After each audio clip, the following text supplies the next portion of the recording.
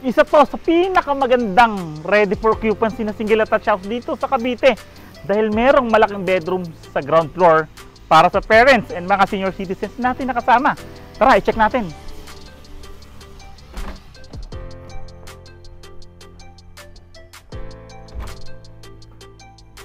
This is our bedroom 1 dito sa baba. Take note, 4 bedrooms itong single attached house na to.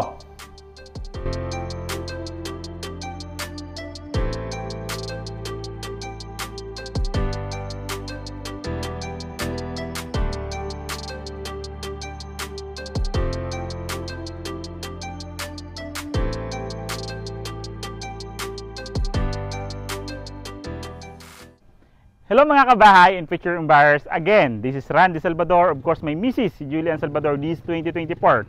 Kami pa rin po ang susi at tulay patungo sa pangarap nyong bahay. Isa na nga ito, mga future buyers, sa pinakamagandang single attached house in worth it dahil mayroong malaking bedroom 1 sa baba. Welcome to Masaito Homes located at Barangay Di Ocampo, 13 Martires, Cavite. So, ipipictured natin today is a ready for occupancy single attached house na meron siyang 4 bedrooms, 2 toilet and bath, of course car garage and a mini balcony. Welcome to a Via model single attached house dito sa Masaito Homes, 13 Martires, Cavite. Flood free ang community, and kung gusto mong tahimik na community, mahangin, of course upland to, I suggest or advise, pwede nyo i-consider si Masaito Homes 13 dahil napakalapit din po nito sa SM 13 Martires, Cavite, wet and dry market or pamilihang bayan ng 13 Martires, Cavite, of course schools and mga hospitals in terms of emergencies, nandito lang. So yan mga future home buyers, ready ka na bang i-house tour ito si Via model dito sa Masaito Homes? Tara, house tour tayo. So ito yung ipipicture namin today. Regular lot natin is 99 square meter yung lot, and the floor area naman po is 86 square meter. Dito nga po, ready for occupancy na ang available. Kaya po ang ipipicture namin or bibigay namin price sa inyo later is for 108 square meter corner lot. Di ba po? Pero ito yung ipipicture natin today is a regular lot po. Pero yung ready for occupancy is 180 square meter. So ito po yan.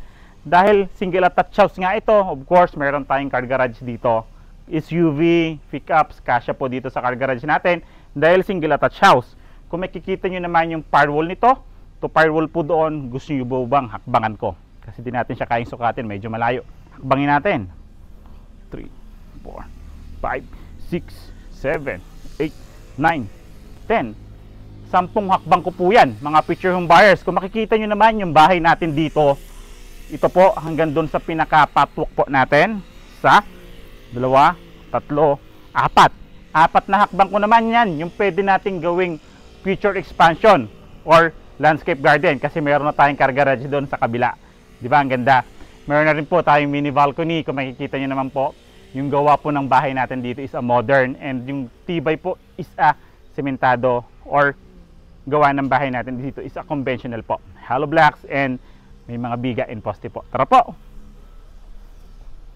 Of course, single attached house. Once you say single attached house, aside from meron pa tayong setback sa front na napakalaki nga, dito sa parking space natin, mayroon pa tayong space dito na pwede natin gawing ventilation or another expansion for our kitchen. Tignan nyo po. Kasi dito sa side na to, kung makikita nyo, nandito located yung ating lanay or our sliding door po. Diba? Kasi kung makikita nyo, hanggang dito pa siya. Ibig sabihin, dito pwede tayo maglagay ng another garden or enclose natin yan. Pwede tayo maglagay ng ating extra kitchen po natin. Tara, pasukin natin yung loob. Kung makikita nyo rin po dito, like for example, lumipat tayo. Di pa natin napagawa, naka-expand po yan. Para may protection tayo sa pintuan, sa harapan natin naka-expand din yan. May protection din tayo sa splash ng ulan sa bintana. Tara po. So ito naman po yung ating pinaka-ground floor. So ito yung ground floor naman natin is may provision nga siya for living area. Of course, single attached house. Ito yung magsisilbing living area natin dito. Then for the kitchen area, ito naman po siya, and the dining area. Kasi meron tayong 6 seaters sa dining area dito. Ang turnover natin dito is complete finish turnover. Kung makikita nyo po sa flooring, is ceramic tiles yan, and 40 by 40 lang po yung size ng tiles natin. So dito ipapalit po natin is 60 by 60 na granite tiles na po. Pero sa model natin is mas maliliit pa siya. Then, nandito naman po located yung ating kitchen. Of course, Ito nga po, pwede natin siyang ilagay doon kasi meron pa tayong pinakaparang service area na 2 meters dito. Kaya lang, nakalock po ito, so di ko pa siya may ikot po. Pero meron pa tayong set lock dito sa likod. Of course, may bintana din po tayo dito for our ventilation. Dito naman sa side na to, ito nga yung kitchen natin. Of course, meron na tayong cabinet dito and the dining set po natin. Sa kabilang side naman, kung makikita nyo, nandyan located yung ating sliding door or lanay. Ngayon, sukatin natin. Sukatin naman natin yung haba nitong model natin na to. Dito sa ground floor, 6.7 meters yung pinakahaba ng bahay natin. Of course, yung lapad niya naman, simula dito sa space natin to hanggang doon sa ating may lanay, ay naman po yung haba natin dito is 4.2 meters. So, ang lawak pa rin po. So, dito yung ating first toilet and bath located. So, this is our first toilet and bath. So, toilet and bath naman natin, ang laki din po nito actually kasi may bintana din siya for ventilation. Of course, complete accessories din to once you turn over sa atin. And naka-ready na yung outlet for our heater. Like for example, maglalagay tayo ng heater, may outlet na po tayo rito. Diba? Yung haba niya naman is 2.3 meters yung haba. Yung lapad niya naman po is 1.3 meters yung haba niya naman. Kasi naka-hard deflex na rin po yung ceiling natin. Plastic PVC type yung pintuan natin. Of course, the hamba po. Then, check naman natin yung screen door or lanay. Lakas kasi makasosyal dito pag may lanay, alam nyo ba? Kasi maliwanag siya. Kasi diba, imagine, isang buong glass yung nakalagay dito. Gaano kaliwanag ang bahay natin, diba? Kung di natin siya lalagyan ng curtain. So, ayan siya, yung space pa natin dito. Yan, pwede tayong maglagay dito, maglagay pa tayo ng tambayan natin dito. Pwedeng-pwede kasi may car garage siya po tayo rito. Balik tayo sa loob. So yan, punta naman tayo sa ating first bedroom dito sa baba, which is yung para sa mga senior citizens or sa mga guest room natin. Or gawin natin siyang office, pwede naman po kasi may bedroom 1 tayo dito sa baba. This is our bedroom 1. Ito yung bedroom 1 natin dito. Of course, kasya po dito yung double size bed. Kahit nga queen size bed, kasya po rito sa size ng bedroom 1 na to. Kung gagawin natin siyang bedroom, pwede naman natin siyang gawing office po. Like for example, work from home tayo. Di ba, komportable yung ating trabahong work from home. Yung haba niya, 3.2 meters yung haba. Yung lapad niya naman po is 2.4 meters. Di ba, imagine that. Sukatin nyo sa bahay nyo. Gaano ba to kalaking bedroom na to? Yung sinasabi kong bedroom ba natin dito sa baba. Of course, dahil complete finish turnover, yung mga outlets natin kasama na rin po. Ang ganda ng location nito. Promise, mas ma-appreciate nito in the personal kasi ang tahimik po ng location nito. Ang tahimik ng community. And kagandahan, 8 meters wide, yung mga secondary road. Diba? Once na 8 meters wide, ibig sabihin, hindi crowded po kahit mga nasa secondary road. Tara po. Ang pintuan natin dito is buhos or sementado po siya. May cabinet po tayo for our storage po sa ilalim. Sa turnover naman natin sa hagdanan natin, combination po siya ng wooden and bakal po. So, wooden po yung pinaka-ano natin dito. Then, railings natin is tubular. Combination po siya. Sa footsteps natin is vinyl naman po. Tara po. Siyempre, mayroon pa rin po tayong nakatapat na bintana dito. Sakali, di na tayo maglalagay ng chandeliers. Umaga, may ilaw. Walang ilaw pala. Di na kailangan ng ilaw. Kasi may liwanag na tayo galing sa bintana. Di ba? Dito naman sa second floor natin, bago tayo umakyat, isa sa pangamaganda rito, maganda rin po yung layout ng ating hagdanan. Kasi pag akyat natin, di lang siya isang diretso, mayroon pa siyang isang liko. Papunta naman dito sa ating second floor, of course, mga bedrooms and 1 toilet and bath natin. May bintana din po ditong nakaabang. Sa liwanag din po yan dito sa second floor. Di ba ang ganda? Kasi may mini hallway pa tayo rito. Sa mini hallway natin, kung makikita nyo, malapad rin po siya. Almost 1.5 meters pa siya. Turnover natin is vinyl. Proceed tayo first bedroom. This is our first bedroom. Of course, ang laki niya. Kaya nga, pwede na siya i-consider na main room or master's bedroom. Kasi, sa lapad po ng ating bedroom 1. Diba? May bintana tayong dalawa for our ventilation. Lapad. Sukatin ko nga ito. Naku-curious ako dito sa bintana. Sobrang ganda. Naku-curious ako sa bintana na to. No? Kung makikita nyo, 150 cm yung haba niya po. Yung lapad niya. Yung height niya, kung makikita nyo naman height niya, yung height niya po is 160 cm. Di ba? Ang ganda kasi standard lang sa atin sa Pilipinas is 120 cm. Ang lapad ng bedroom 1 natin, 3.3 meters. Yung haba niya naman po is 3.2 meters. Di ba? Imagine that. Pwede na siyang main room or master's bedroom. Ceiling natin, of course, naka-drywall na rin yan. Common wood, pintuan natin. Mga partitions natin is drywall and metal paring. So proceed tayo for the second bedroom.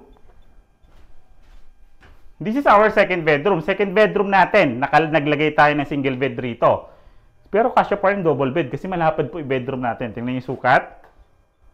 2.2 meters. Yung haba niya naman is 2.3 meters. Of course, meron na siyang bintana dito na ventilation niya rin po. Di ba ang ganda? Tsaka sa mga naghahanap ng tahimik na lugar, ba, ayaw nyo na sa Maynila, pwedeng i-consider nyo to. Ba? This is our master's bedroom or our main room. Di ba? Ito po yung master's bedroom natin. Sa master's bedroom natin, may bintana din po tayo rito. And siya po yung may access sa ating mini balcony dito. So yung haba niya naman, 3.5 meters. Yung lapad niya po is 3.2 meters. Diba ang ganda? Kita mo yung mga biga. Oh. Tsaka ang ganda. Promise. Hindi po dahil sa pag-market, maganda po talaga siya. Check natin yung pinaka mini balcony. So ito naman yung pinaka mini balcony natin dito. Yung pwede kayo mag-relax, diba? Kwentuhan kayo mag-asawa. Habang nagpapahangin, diba? May future expansion pa tayo dito sa harap, diba? Kung in the future, the next 5 years, 10 years gusto natin i-expand. Ayan po, laki pa po ng expansion natin dito sa harapan natin and sa gilid po. Tara, check natin yung toilet and bath. Sa toilet and bath natin, may pintuan tayo dito na manggagaling sa hallway. May pintuan din tayo dito na para sa master's bedroom. Diba? So ito po yan, yung toilet naman natin dito. Toilet and bath dito sa baba, sa second floor po. Of course, complete accessories yan during the turnover, may ventilation din po. Ha? Size niya is 1.3 meters, yung pinakalapad niya. Yung haba niya naman po is 2.3 meters. Ano man nasabi nyo? Diba? Tara po. Ito na po, andito na ako sa kabilang pintuan.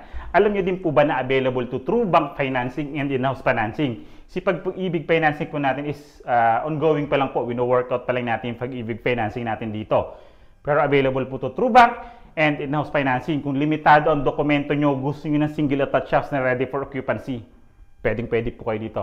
Pag-usapan po natin yung price. Nakita na nga natin si Avia model dito sa Masaito Homes located at Barangay de Ocampo, 13 Martires, Cavite. Quick recap lang po tayo, 100 square meter nga po yung available nating ready for occupancy dito. Then 86 square meter naman po yung ating pinaka house area. Meron po siyang 4 bedrooms, toilet and bath, car garage, and a mini balcony. Available po to through bank and in-house financing. Kung limitado nga po ang dokumento nyo, welcome na welcome kayo dito sa atin, sa ready for occupancy nating single attached house. So ilalagay ko po dito ang computation side para mas madali nyo po siyang maintindihan. Lahat po ng details from total contract price, reservation, down payment, monthly down payment, monthly amortizations, in the required income po. Andito po siya sa side, di ba? And kung nagustuhan nyo yun, syempre, magugustuhan nyo to. Andito lang po yung contact numbers namin. Viber and WhatsApp, naka-flash lang po siya sa screen. And kung ngayon pa lang po kayo napapadalaw sa aming YouTube channel, like, subscribe, pindutin nyo rin po yung mga bell button para updated kayo sa mga bagong videos namin. Katulad nito, for our social media accounts naman, nasa description po siya in the comment box. Again, I'm Randy Salvador. Of course, my Mrs. si Julian Salvador. This 2024, kami pa rin po ang susi at tulay patungo sa pangarap niyong bahay. Bye-bye!